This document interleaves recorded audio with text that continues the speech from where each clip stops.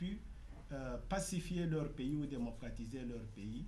Ces étrangers qui accompagnent Laurent Désiré Kabila. Oui, mais on va en venir, on va parler du problème de nationalité, docteur. Donc, en fait, si vous permettez que nous y allons mollo. Mais Laurent Désiré Kabila a voulu aussi effacer l'histoire. Donc ça c'est d'après vous, donc vous dites qu'il n'y a que Mobutu et Laurent Désiré Kabila qui ont voulu effacer l'histoire. Et vous me permettrez de le démontrer très Tout à fait, donc nous allons, avec le temps, nous y allons mollo. Bon là c'était votre façon à voir de la politique, l'histoire. Vous avez dit que nous nous sommes entendus avec Laurent Désiré. Nous l'avons appuyé, toute la nation l'a appuyé. Mais quand il est arrivé... Oui, ça on nous le vous savez ce reconnaissons qu'il a tous. fait. Oui. Et que même après, c'était plus Mouzé, mais vous étiez à Kigali. Longue histoire. Ce sont des questions oui, qu'on va vous poser. Oui. Merci une question très intéressante. Il faudra me la poser absolument. D'accord. Pour que la population congolaise sache tout aujourd'hui là. Merci docteur, nous y allons doucement. Bon, maintenant tout de suite là nous allons essayer un peu de faire un parallélisme entre l'homme politique congolais et l'homme politique d'outre-mer, donc l'Occident. Parce que il y a quelques mois de cela, je crois que tous nous étions au courant des propos de Monsieur Karel de Gu qui avait parlé du manque de maturité du politique congolais. Il y a certaines personnes qui l'ont très mal digéré et même un politique qui est connu par beaucoup de membres de nous qui dira qu'ils l'ont traité de tribaliste, de xénophobe plutôt, de raciste. Pourquoi cela? Peut-être je crois qu'il avait raison quelque part parce que il parlait du manque de maturité du politique congolais parce que le politique congolais a l'habitude de se lancer des pamphlets mais on ne les sent pas en pleine activité sur le terrain, c'est-à-dire vous présentez des faits de société que vous ne réalisez jamais, ne fût-ce que minimement. Alors je voudrais que M. Richard, vous puissiez quand même me dire quelque chose. Est-ce qu'il avait eu tort de parler du manque de maturité des politiques congolais? Parce qu'il y a une grande différence, il y a un grand fossé entre le politique congolais et occidental. Merci beaucoup. De prime abord, je vais vous dire une chose, c'est un homme politique. Il dirige un ministère, celui qu'on appelle le ministère des Affaires étrangères, qui est par excellence le lieu où doit primer d'abord la diplomatie. Donc je vous le dis sans mâcher les mots, c'était une grave erreur et je crois que ceux qui ont appuyé M. de Guurt ont commis aussi une très grave erreur. Essayez une fois ici de demander aux Belges, le Belge moyen, ce qu'il pense de Guurt. Est-ce que c'est aux hommes politiques congolais de venir ici en Belgique, dans un voyage officiel, venir dire ce qu'ils pensent de Guurt, à supposer qu'ils le considèrent comme un incompétent? Vous trouvez que c'est normal qu'un homme politique congolais qui voyage, qui est ici, vienne pour dire du mal de Guurt? C'est une grave erreur. Le Congo... Je vous assure que le problème du Congo, c'est qu'on dépend encore de ces pays-là. On quémande encore de l'argent à ces pays-là pour faire quoi que ce soit. Et c'est ce qui est à la base de tout. C'est ce qui leur permet de nous donner des leçons. Vous savez, je vais vous dire une chose. Il y a quelques années, il y a eu le problème entre Mobutu et les Belges. Quand vous regardez, c'était presque toujours les mêmes raisons. C'est-à-dire à partir du moment où on vient solliciter de l'aide dans un pays, on leur donne automatiquement le droit de commencer à donner leur avis. Et j'espère, moi personnellement, qu'un jour, le Congo pourra sortir de ce cycle infernal où on doit chaque fois commander des choses pour permettre à des gens comme... Je vous assure, est-ce que vous avez eu l'occasion de demander aux gens de son parti ce qu'ils pensent de Guurt? Même les Belges eux-mêmes disent que c'est un piètre ministre des Affaires étrangères. Et là, je ne vous fais pas dire. Non, mais il y a quand même quelque chose que vous venez de dire qui me flatte assez, c'est quand vous parlez du fait de quémander. Mais si on regarde bien, c'est le gouvernement qui est en place actuellement qui s'est plus embêté qu'à l'époque de Mouzé Kabila. Mouzé Kabila, à son époque, permettez, il a pris crédit nulle part. Donc il a quitté le pouvoir, je respecte sa mémoire, sans crédit. Mais aujourd'hui, le gouvernement actuel, qui est un gouvernement de transition, qui n'a même pas été élu. Donc, ce n'est pas passé par les voies des urnes. On s'est autoproclamé, Sun City, excusez-moi. Le peuple congolais a été contraint d'accepter ce gouvernement qui est présent actuellement, que nous respectons, mais c'est un gouvernement de transition qui s'est hyper endetté. Alors quand vous me dites que vous parlez que nous devons essayer d'éviter cela et quand on y pense, le PPRD se trouve dans ce gouvernement, vous ne trouvez pas que c'est un autre langage un peu... Je crois que vous ne m'avez pas suivi. J'ai dit, j'espère, Oui. c'est un espoir que je formule pour notre nation. Oui. Moi, Oui. je crois qu'il faut être pragmatique. Oui. Au PPRD, on est pragmatique. On vit dans une mondialisation totale des pays. Il n'existe pas actuellement un pays qui peut prôner l'autosuffisance et se renfermer sur lui-même. Voilà pourquoi nous avons besoin de la Et mondialisation. le Congo, je veux vous dire une chose, et je peux vous assurer, si Mzee Laurent Désiré Kabila était encore en vie, on aurait eu très difficile à organiser certaines choses, par exemple les élections. Ça demande beaucoup d'argent. Il faut que l'on s'organise. Vous savez, il ne faut pas faire rêver les gens, faire croire aux gens, et ça tue souvent le Congolais, de faire croire aux Congolais qu'actuellement, les structures qui ont été détruites, et ça j'aimerais insister, c'est comme Mzee Laurent Désiré est arrivé à Kinshasa.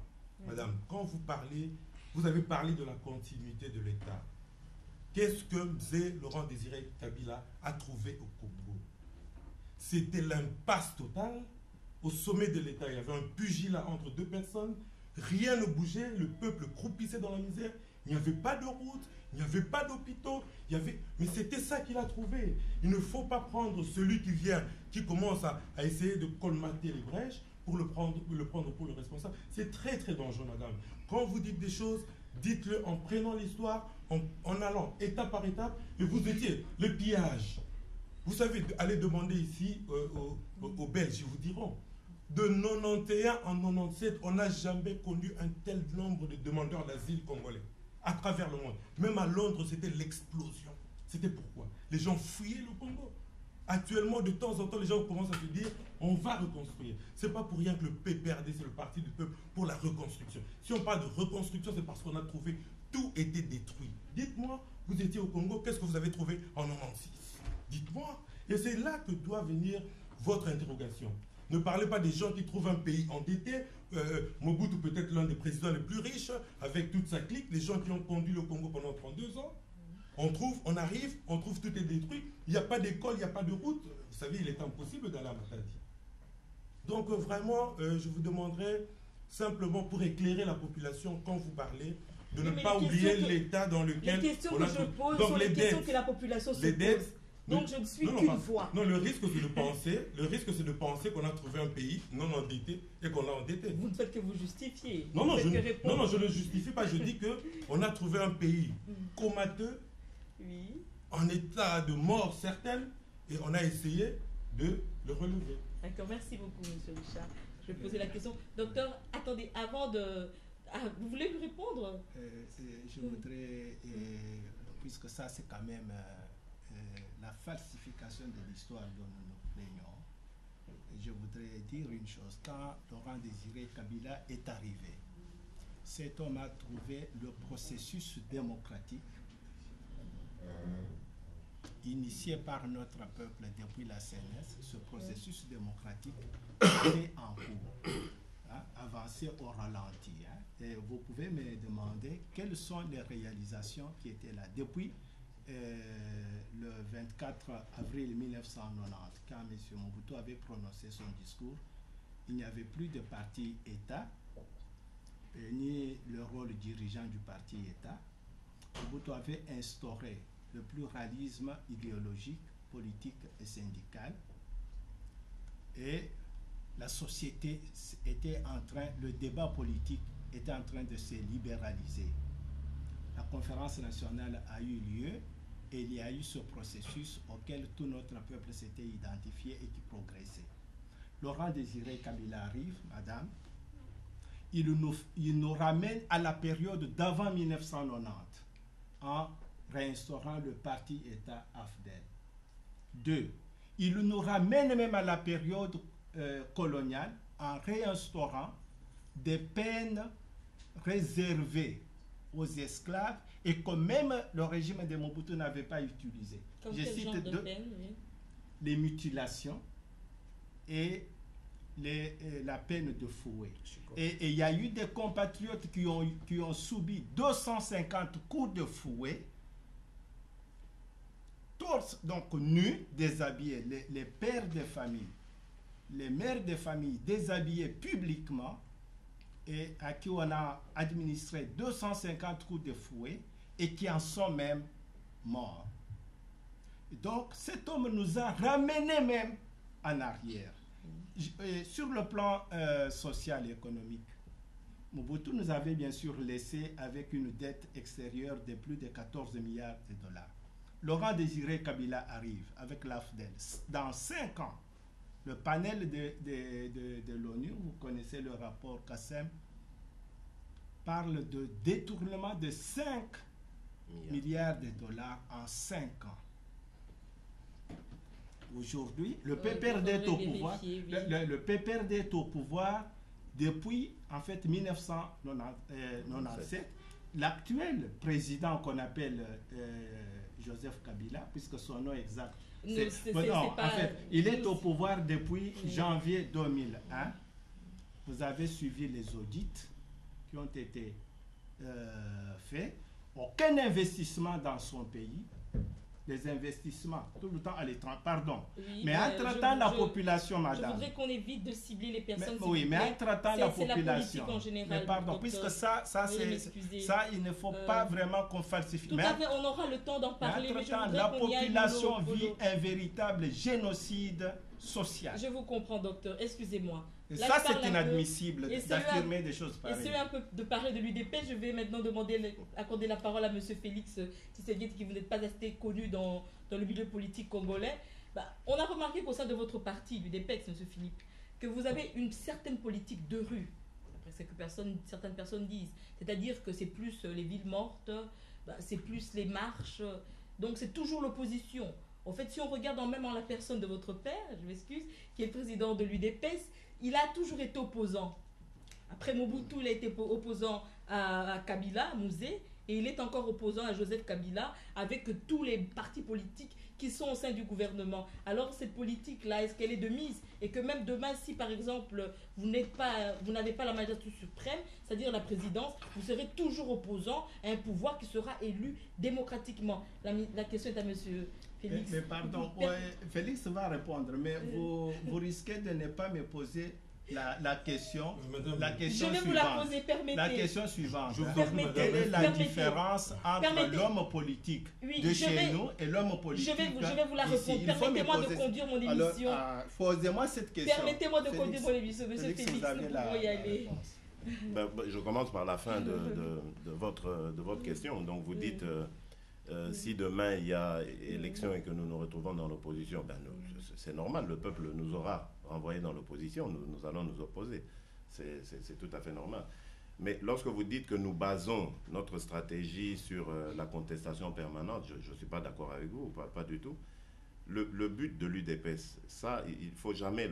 la création de l'UDPS est due à un constat de faillance du régime Mobutu.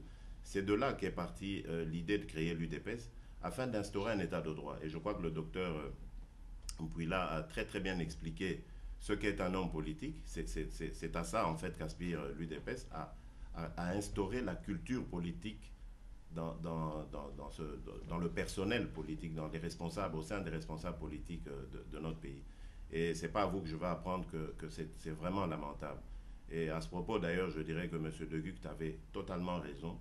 Même s'il ne l'a pas fait dans les formes, ça c'est peut-être à lui reprocher, mais dans le fond, il avait raison de faire ce constat de médiocrité de la classe politique congolaise.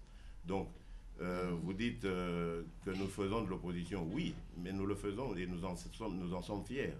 Aujourd'hui, d'ailleurs, quand nous faisons le bilan de ce qui s'est passé, et quand nous regardons la réaction de la population, ce n'est un secret pour personne que la population est déçue par ce qui s'est passé à Sun City, enfin par les animateurs actuels de la transition. Et là, je voudrais vous corriger pour dire, nous ne sommes pas maintenant dans l'opposition. Nous ne sommes pas dans l'opposition. Nous avons été exclus du processus, c'est différent. Nous avons été exclus de la participation dans les institutions. Mais vous avez créé votre plateforme, une plateforme. Non, ce n'est pas de l'opposition. D'ailleurs, rappelez-vous, le président national de l'UDPS, lors de son retour d'Afrique du Sud, après la signature de l'accord global, après qu'il ait laissé les animateurs mettre en place le processus, il est revenu au mois de septembre 2003, et sa première intervention était de demander à l'ensemble de notre peuple d'ignorer, et particulièrement aux membres, de ne pas tenir compte du sort qui a été réservé à l'UDPS, du sort injuste qui a été réservé à l'UDPS, mais bien d'encourager les animateurs de la transition à aller de l'avant et à nous donner des élections libres, démocratiques et transparentes au bout du processus. Donc à aucun moment, ni par son président national, ni par toutes ces structures, l'UDPS s'est opposé à ce processus de transition. Non, nous n'avons fait que l'accompagner. Et évidemment, il fallait faire des instantanés, faire des bilans intermédiaires qui démontraient, qui devaient instruire suffisamment le peuple sur la conduite des affaires de son pays. Donc, pour vous, Madame, s'il vous plaît, j'espère que vous êtes en train de regarder aussi le timing. Tout à fait, j'y pense. J'espère que ça sera très bien équilibré à la fin, sinon on va chacun monopoliser la parole. Bon, je vais quand même poser la question à M. Je ne sais pas si c'est par rapport à moi, mais sur la politique, selon vis-à-vis de la politique de votre parti, M. Bokungwe, du PPRD, nous avons remarqué que finalement la politique elle est plus basée sur le culte de la personne. Donc, quand vous reprochez aux anciens Mobutistes, MPR, que c'était le culte de la personne, donc Mobutu, effigie, t-shirt et tout et consort, nous avons remarqué qu'au sein du PPRD, vous avez repris à peu près les mêmes manigances, c'est-à-dire que les membres du parti à t-shirt, Kinshasa, je décline. Donc, on distribue des polos, on distribue des pagnes. Alors, c'est du PPRD. Du PPRD, oui. Ah, d'accord, parce que Mobutu est parti. Non, Mobutu, c'était Mobutu. Permettez-moi. C'est un tout parti. à fait. Donc je dis que tout à fait. Donc votre politique, c'est plus vis-à-vis du culte de la personne ou bien la politique telle que d'autres le font. C'est le problème que nous avons, le problème congolais. Madame, il va vous répondre, mais je vais vous dire une chose. Si vous allez à Kinshasa, vous cherchez les effigies, vous trouverez les effigies de tout le monde, sauf les effigies du président Joseph Kabila, parce qu'il n'est pas Mobutu. Mais si vous voulez savoir ceux qui suivent la lignée de Mobutu, qui mettent plus en évidence leur propre effigie, plutôt que l'effigie du parti, allez voir de l'autre côté. Ce n'est pas du côté du PPRD. Vous êtes sûr? Mais circulez à Kinshasa. Mais je vous confirme, de circuler à Kinshasa, vous ne verrez pas des militants du PPRD en train de défiler avec des t-shirts avec l'effigie du président. Pourtant, on le soutient à 100%, ça je vous le confirme. Mais vous verrez les effigies du PPRD, on a un parti, on doit parler de notre parti. Monsieur Beaucoup, vous pouvez me répondre? Oui, dans le même ordre d'idée. Oui. La question en soi est contradictoire avec tout ce qui s'est dit à Kinshasa, par exemple. Quand tout le monde dit que le président ne parle pas, on ne sait même pas si je connais. Quand je parle du PPRD, ce n'est pas le président de la République, donc c'est tout le monde. Ainsi que vous êtes membre du PPRD, donc tout le monde.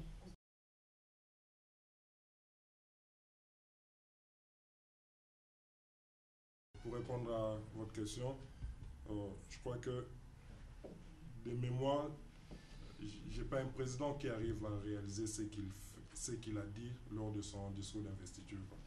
Moi, personnellement, j'ai écouté ses discours. Il a promis 3 choses qu'il est en train de réaliser. Donc, si vous parlez de culte de l'homme, alors que l'homme en soi travaille, il a promis, vous savez comme moi, la fin de la guerre.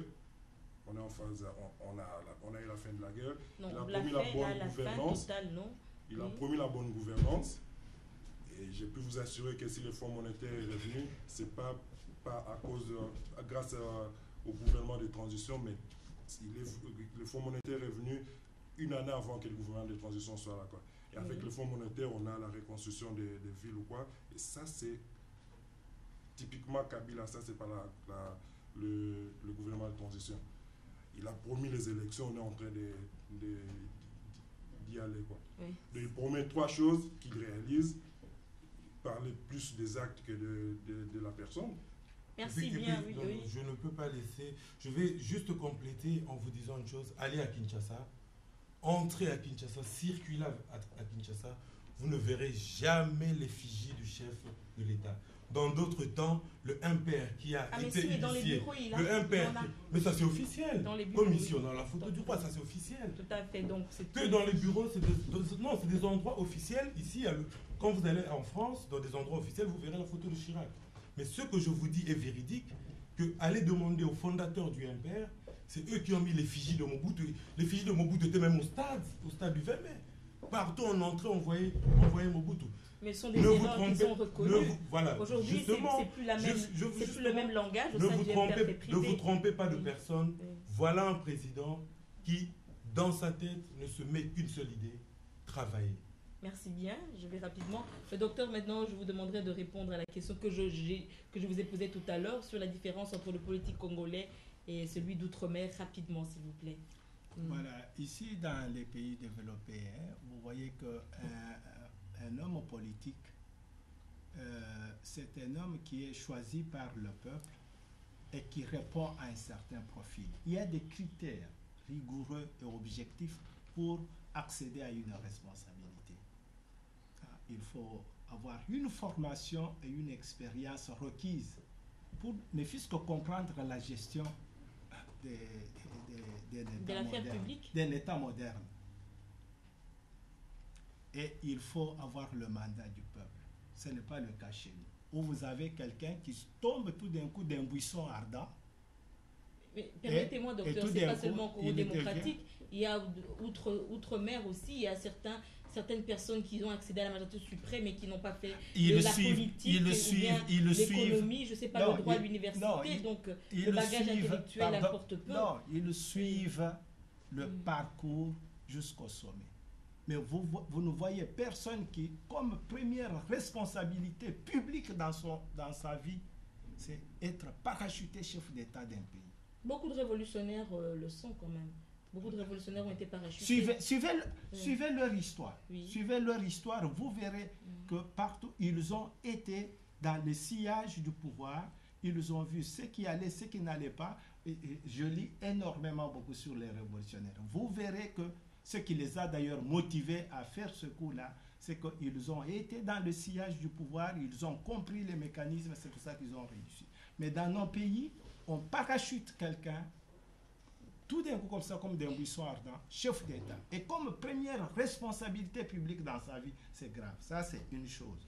Deuxième chose, le pouvoir doit venir du peuple. Et aussi longtemps que dans notre pays, je complète, Félix, à cette question-là, aussi longtemps que dans notre pays, on nous impose des dirigeants et des institutions de l'étranger, aussi longtemps que ce n'est pas notre peuple qui devient le souverain primaire, l'UDPS continuera à se battre. Quand vous parlez des étrangers, là, on ne se retrouve plus. Hein. Je vous donne des cas, madame. Depuis 1960 jusqu'à aujourd'hui, chaque fois que le peuple a exprimé son avis à la table ronde, dans la constitution de Lulobourg, à la conférence nationale souveraine, au niveau des institutions et des dirigeants, on a bloqué. Ceux qui ont dirigé notre pays jusqu'à présent, y compris les institutions politiques, ce sont des institutions qui nous ont été imposées de l'extérieur. J'étais à Sun City, je vous dis, la formule 1+4, plus le président actuel de notre pays, qui n'avait même pas mis ses pieds à Sun City, qui n'a pas participé au dialogue, qui n'a pas participé, madame, à toutes ces négociations, alors que des hommes plus âgés étaient là dans des travaux de commission, ne parlons pas d'âge. Dans des travaux de commission, de plénière. Docteur, s'il vous plaît. Non, mais il n'a pas participé au débat. Évitons d'être impartiel. Donc c'est pour vous dire que cela fait que que le pays, donc aussi longtemps qu'on nous impose la formule 1+4, il restera a été imposée de l'extérieur. Merci bien. Je crois que vous venez de donner le parallélisme. A été imposé de l'extérieur. Oui. D'accord, merci docteur. Oui. Nous ne l'avons pas discuté dans les commissions ou plénières. Que je vous reposerai. Et nous ne l'avions pas discuté, adopté en commission en plénière. Et cette formule nous a été imposée de l'extérieur. D'accord, docteur, évitons de nous lancer des pamphlets, s'il vous plaît. Aujourd'hui, je voulais juste avoir vos avis, donc c'est pas vraiment un débat où on doit avoir un certain tiraillement. Mais nous disons la vérité. Madame, s'il vous plaît, je veux juste en 2 mots dire 2 choses. Vous savez, on est habitué à la désinformation de notre camarade Pouila. Moi, je crois que de mémoire comme ça, je n'ai jamais rencontré un homme politique qui a cette capacité de désinformation que notre interlocuteur... Et là, je le dis, je reconnais que je n'ai pas son habilité. Je ne peux pas me mesurer à lui en termes de désinformation et même d'injures. Mais je crois que si on veut la sérénité des débats, il faut un minimum de courtoisie. Et quand une personne est à la tête d'un État, même si vous ne voulez pas la respecter, respectez au moins l'institution qui est la présidence de la République. Et ça, je demanderai ça à notre interlocuteur. Mais il n'y a eu aucun manque de respect, monsieur. S'il vous plaît, moi, je ne coupe. Je parle de la désinformation. Vous avez pris... Je vais répondre. Non, il n'y a pas de débat. Vous avez pris la parole sans qu'on vous l'accorde. Donc c'est pour ça que... Elle me l'a accordé. Elle me l'a accordé. Oui, c'est pour ça que je me suis permis. C'était en fait, je voulais créer ce petit incident pour démontrer que monsieur Ilunga peut s'approprier de la parole quand il veut, alors que vous, il y a un fil des débats qu'il faut suivre. Donc suivez le fil des débats. Suivez le fil des débats. C'est vous qui deviez poser la question. Oui, je l'ai créé, je le dis, j'ai créé sciemment cet incident parce qu'il n'a pas à s'approprier la parole et commencer à dire personne n'a injurié qui que ce soit ici. Si maintenant on ne peut même plus critiquer, je sais que c'est l'habitude du PPRD de réprimer, mais c'est pas... Madame, s'il vous plaît, je crois que je débat avec M. Mpouila, qui est le représentant de l'UDPS, et non avec tout l'UDPS. Mais ça ne me dérange pas. Moi, je peux débattre devant tout l'UDPS, c'est pas ça le problème. Mais je voulais... Non, madame, c'est très important. Je suis un des invités à l'émission. Madame, c'est très important de parler... On parle d'un Permettez-moi de reprendre la parole, s'il vous plaît, parce que c'est moi qui mets des missions. Voilà. On a parlé d'un président... Reprenez la direction des débats, je pense que ce serait... En fait, Monsieur Richard, je crois que vous avez entendu les propos de l'UDPS et vous avez dit c'était plus la désinformation vis-à-vis de la population congolaise. Alors je vous demanderai un peu d'essayer d'informer la population sur certains faits, excusez-moi, qui viennent d'être dits. Vous savez, pour moi, plus que de la désinformation, c'est un véritable mensonge de dire que le seul poste de responsabilité du président Joseph Kabila, c'est la présidence de la République. C'est des gens qui oublient qu'à la mort de son père, le chef d'état-major de l'armée congolaise s'appelait Joseph Kabila. C'est des gens qui oublient que Joseph Kabila était le responsable, donc chef d'état-major de l'armée terrestre. C'est des gens, mais qu'est-ce que vous voulez encore comme poste de responsabilité? Vous savez, dans l'armée, on apprend beaucoup de choses. Et ce que moi je veux vous dire, ceux qui pensent que ceux qui dirigent l'armée, ce sont des cons, alors ils se trompent sur toutes les lignes. Donc Joseph Kabila, après avoir sillonné le Congo à pied, de Bukavu à Kinshasa, il a tâté la terre de ses ancêtres à pied, a assumé les postes de responsabilité, les plus hauts postes de responsabilité de l'armée en étant chef d'état-major, et c'est de là qu'il a été choisi par le gouvernement pour être président de la République. Alors, si on croit que quelqu'un qui fait ça a été parachuté, vous savez, en 1961, il y a eu des parachutages. En 1965, Mobutu avait fait combien d'années? Qu'est-ce qu'il avait fait avant pour être président de la République? Il y a des exemples comme ça. Mais Joseph Kabila a eu le temps de diriger l'armée, de comprendre les structures, comment est organisé le pays, de comprendre les sensibilités de ce pays-là avant d'accéder à ce poste de responsabilité. Et d'ailleurs, les faits sont là. Le travail est là. Il est en train de faire ce que beaucoup, qui ont peut-être 50 ans d'expérience, n'ont pas su faire. Comme mais voilà. Mais je n'en cite pas, vous en connaissez. Il faut nous informer, nous, attendre l'information. Bon, nouvelle question, c'est plus dans le sens de gestion des membres du parti, de votre parti qui est l'UDPS. Nous avons remarqué que par moment aussi, il y a vraiment, disons, des débordements, tels que, je me rappelle, il n'y a pas longtemps, il y a quelques mois, disons, à Kinshasa, au retour du président, M. Tshisekedi, qui revenait des États-Unis, il y a eu intercalation avec la délégation du président du Parlement, de M. Olivier Kamitato à l'époque, et je crois que vous connaissez un peu l'histoire. Alors je me demande, est-ce que vous arrivez par moment au sein de votre parti à gérer les membres vis-à-vis de certaines de leurs réactions? Parce que ça ne risque pas d'être un danger pour votre politique? En fait, ceux qui étaient sur la rue ce jour-là pour accueillir le président du parti, dans le 28 septembre 2003, quand il en revenait de l'Afrique du Sud, que le 13 octobre, quand il est revenu des États-Unis, en fait, il n'y avait pas que les membres de l'UDPS, c'est toute la population qui est allée l'ovationner. Et vous voyez ce qui s'est passé d'ailleurs, le premier cas, Oui. quand il revenait de l'Afrique du Sud, M. Mbemba, y compris Olivier Kamitatu, il était dans le véhicule aussi. Ils ont voulu remonter la foule qui descendait. Vous savez, quand, ne fût-ce que par simple respect pour le peuple, vous voyez que le peuple est là dans la rue, il y a tant de rues à Kinshasa. S'il n'y en a pas, ils sont au pouvoir depuis longtemps, ils doivent aménager des rues, savoir par où passer. On n'affronte pas le peuple en face. On n'affronte pas le peuple en face. Le gouvernement de transition a eu parmi ses objectifs, ça se trouve ici, en plus de la pacification, réunification, tout ça, la reconstruction des du routes. pays. Aujourd'hui à Kinshasa, même dans la capitale, vous connaissez l'état de route. Tout à fait, mais on est en train de reconstruire. Je crois que vous donc, avez appris la voilà, vie donc on n'affronte jamais le peuple. Par respect du peuple, il faut même vous mettre à l'écart ou chercher par où passer. Excusez-moi, mais quand vous dites respecter le peuple, imaginez-vous, docteur, aujourd'hui président de la République, je crois que le peuple mérite, ne fût-ce que un certain respect à votre égard.